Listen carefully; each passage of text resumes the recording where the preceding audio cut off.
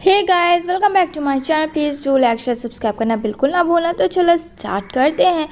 जहां हमें देखने को मिलेगा कि ली जो होती है वो बेचारी बहुत ज़्यादा परेशान होती है और यहाँ पे हॉस्पिटल के बाहर बैठी होती है। तभी वहाँ नैनी आती है उसे खाने के लिए कि ये खा लो, तुम्हारा खाने का वक्त हो गया, तब तुम खाओगी तभी तो तुम्हारा बेबी भी हेल्दी होगा। अब वो खुद के लिए तो नहीं, लेकिन फिर अपनी बेबी के लिए तो वो कुछ देर सोच में पड़ जाती है कि शायद नैनी सही कह रही है, मुझे नहीं लेकिन मेरी बेबी को तो ज़रूरत है इसकी, और मुझे स्ट्रांग बनना होगा और मुझे खाना होगा।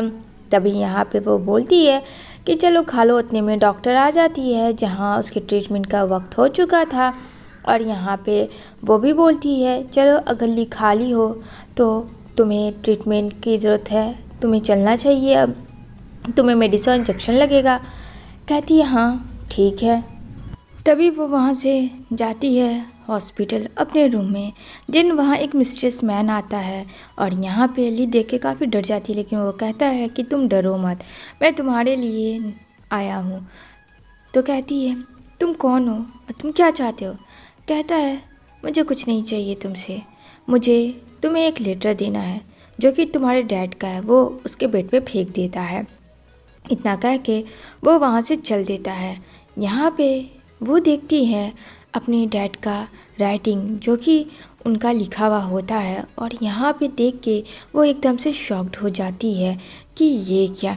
जहाँ उसके डैड लिख रहे होते हैं कि आई एम सॉरी बेटा, मुझे माफ़ कर देना, मुझे लोगों ने फंसाया है और मैंने कोई भी कर्ज किसी से नहीं लिया, ना मैंने किसी को मारा है, तो तुम मुझे गलत मत समझना, और मैं इस सिचुएशन में मुझे ये सही लग रहा है कि मैं मरूंगा तभी तुम ठीक रहोगी। और इतना कह के वो बेचारे उसके डैड ली के मर जाते हैं।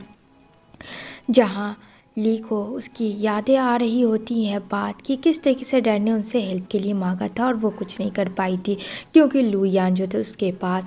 ये सोच के ली एकदम से पूरा अपना जितना भी बॉटल वगैरह होता है वो फेंक देती है, नेडल सार, और ब्लीडिंग स्टार्ट हो जाती है उसके हाथ से। उसका लॉकेट होता है उसके मॉम का जो उसके पास होता है, ये देख के वो काफ़ी रोने लगती है कि डैड मेरे साथ अब नहीं रहे और उसे मारने वाला कोई और नहीं, उसका ही हस्बैंड है। ये चीज़ सोच के वो एकदम पागलों की जैसा रिएक्ट करने लगती है। कहती नहीं डैड आप ऐसे नहीं जा सकते हैं, मैं अब किस लिए जीऊँगी, मेरा इस दुनिया में कौन है। तभी लू यान पहुँचता है जहाँ ली को देखता है इस हाल में। वो उसको दौड़ के आता है, उसे उठाता है, लेकिन ली काफ़ी गुस्से में होती है और उसे एक थप्पड़ कस के मारती है। तभी यहाँ पे वो बोलती है तुम क्यों यहाँ आए हो, क्या तुम्हें चैन नहीं मिला मेरे डैड को मारकर। अब क्या बचा है मेरे पास तो अब कुछ नहीं है। एक होप थी कि शायद तुम मेरे डैड को बचा लोगे, लेकिन नहीं। यहाँ लुयान सदमे में जी रहा था फ्रेंड कि उसने थप्पड़ कैसे मारा, और यहाँ पे बेचारी ली ब्लीडिंग हो जाती है। पूरा उसका हर चीज़ एकदम फटने लगता है क्योंकि ऑपरेशन तो रिसेंट ही हुआ था, जहाँ से बहुत ज़्यादा ब्लीडिंग होती है। अब यहाँ पे वो काफ़ी ज़्यादा वरीड हो जाता है लू यान कि इसको कैसे समझाएं, लेकिन यहाँ पे ली मानती नहीं है और ली कहती है मुझे सब पता है, ये सब सिर्फ तुम्हारी वजह से हुआ था, तुम्हारा ही कहना था ना। अब लो, अब तो तुम्हें खुशी मिल गई होगी ना लू यान कमांडर, अब तो तुम बहुत खुश होगा क्योंकि तुमने किसी की जान ले ली। तुमने कहा था अगर मैं जो जैसा नहीं करूँगी तुम मेरे डैड को मार दोगे, क्या मिला मेरे डैड को मार के। यहाँ पे वो बोलता है तुम्हें जो समझना समझो, लेकिन मैंने तुम्हारे डैड को नहीं मारा, मैं ये बात सच कह रहा हूँ और मैं तुमसे झूठ क्यों बोलूँगा।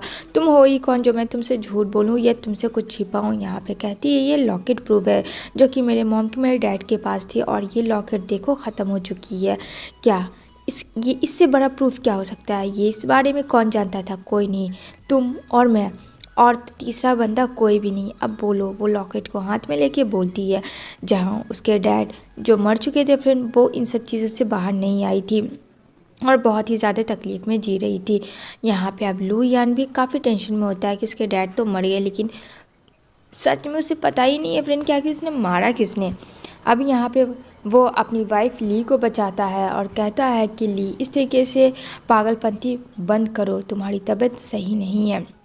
यहाँ पे कहती है अगर तुम मेरे पास रहोगे तो मैं तिल तिल करके मर जाऊंगी। हो सके तो मुझसे दूरियां बढ़ा लो प्लीज़, यही मैं चाहती हूँ और मुझे अकेला छोड़ दो। यहाँ पे वो बेचारी जैसे तैसे करके जा रही होती है।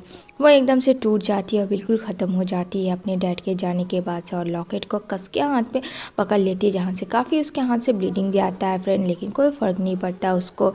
एक टूटा हुआ इंसान फ्रेंड, उसके दर्द को कोई नहीं समझ सकता, और जितना दर्द उसको उस वक्त मिलता है वो और उस चीज़ को सह लेता है। शायद ये बहुत कम लोग जानते हैं। तभी यहाँ पे बोलती है, निकल जाओ मेरी नज़रों से दूर, बहुत दूर, इतनी दूर कि कभी भी चाहकर तुम मेरे पास मत आना लुयान, कभी भी मेरे पास मत आना। बहुत बहुत शुक्रिया तुम्हारा जो तुमने ऐसा किया। तभी लुयान काफ़ी गुस्से में आता है और ऑफिसर्स को बोलता है कि जब मैंने तुम्हें कहा था पता करने के लिए और उसके डैड पे नज़र रखने के लिए, तो फिर तुमने ऐसी गलती कैसे कर दी। उसने कौन मारा, वो कोड़े से उसे मारता है, क्योंकि लुयान भी काफ़ी गुस्से में आ गया था फ्रेंड ली को इस हाल में देख के कि उसने कहा था कि उसके डैड को छोड़ के नहीं जाने के लिए, एक सेकंड के लिए हटी दुर्घटना घटी। जहाँ लुयान ली को नेक्स्ट डे आता है अपने डैड, उसके डैड से मिलाने के लिए, जहाँ ली देखती है अपने डैड को, जहाँ उसकी डेड बॉडी रखी हुई होती है फ्रेंड, और यहाँ पे वो बोलता है जाओ डैड को अपने देख लो। यहाँ पे कहती है तुम कौन होते हो मुझे डैड के बारे में बोलने वाले, अपने गंदे ज़ुबान से मेरे डैड का नाम भी मत लेना, क्योंकि अब कुछ भी अच्छा नहीं लगता है लुयान। मुझे लगा था शायद तुम सुधर जाओगे, लेकिन मेरी ये सबसे बड़ी गलत फहमी थी। तुम ज़िंदगी में नहीं सुधर सकते हो, तुम एक डेविल हो और डेविल ही रहोगे। तुम्हारे दिल में कभी भी सॉफ्टनेस नहीं आएगी, हमेशा रूड ही रहोगे। यहाँ पे लुयान कहता है कुछ भी बोलने से पहले सोच समझ के बात क्या करो ली, तुम्हें नहीं पता है कि मैं क्या हूँ। कहती नहीं पता है, तभी तो मैं कह रही हूँ, अगर पता होता तो इस वक्त मेरे पास सिर्फ तुम होते। तभी यहाँ पे किनकिन आती है और किनकिन देख के डैड को बहुत ज़्यादा रोने लगती है, क्योंकि किनकिन और ली दोनों सिस्टर थी और ये नाटक ली को देख के करती है। कल तक तो आप डैड सही थे, आज आपको क्या हो गया? कल तो आपने मुझसे बातें भी की थी, इतनी हंसी खुशी, अब क्या हो गया? ये सब ली सिर्फ तुम्हारे वजह से हुआ था, क्योंकि डैड तुम्हारे ही बारे में बोले थे, तुम्हारी ही वजह से आज ये मर गए हैं। तुम्हें शर्म नहीं आती है? कैसी बेटी हो तुम, और क्या मिला अपने बाप को मारकर। यहाँ पे लुयान कहता है बस करो किनकिन, इस तरीके से तुम नहीं बोल सकती हो। यहाँ पे कहती है अच्छा, लेकिन कल तक तो मेरे डैड मुझसे बात कर रहे थे, ली का नाम भी नहीं सुनना चाहते थे, क्या मैं झूठ बोल रही हूँ? और आज देखो ये इस दुनिया से ही चले गए, मैं कैसे रहूँगी अपनी डैड के बिना। मतलब इतना सारा ढकोसला मगरमच्छ का आंसू निकाल रही होती है किनकिन। यहाँ पे लुयान कहता है कि अभी इन्वेस्टिगेशन जारी है, तो तुम इस तरीके से ब्लेम किसी के ऊपर नहीं लगा सकती हो। यहाँ पे वो बोलती है ये सब तुम्हारी वजह से हुआ है। क्यों, सही कह रही हूँ ना मैं ली, तुमने ही ना मेरे डैड को मारा है।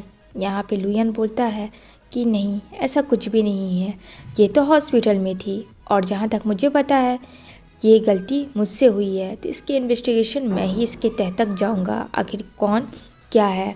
यहाँ पे बोलती है ली किनकिन को कि अपना नाटक बंद करो, बहुत कर लिया तुमने अपना नाटक। तभी किनकिन जाती है ली के पास और उसको कस के पकड़ती है, उसका गला दाब देती है, कहती है मैं नाटक कर रही हूँ या तुम नाटक कर रही हो? बोलो, ये सब गेम प्लानिंग तो तुम्हारा था ना ली। आखिर लास्ट टाइम में डैड क्यों नहीं तुम्हारा नाम सुनना चाहते थे, क्यों तुमसे इतना हेट करते थे? कल ही की तो बात है, बोलो। अब यहाँ पे ली खामोश होती, क्योंकि उसको ऐसे ही बहुत बड़ा सदमा लगा हुआ था फ्रेंड, और इन सब चीज़ों से और वो ज़्यादा फ्रस्ट्रेशन हो रही थी। तभी यहाँ पे लुयान हटाता है किनकिन को, आगे क्या हो गया जाने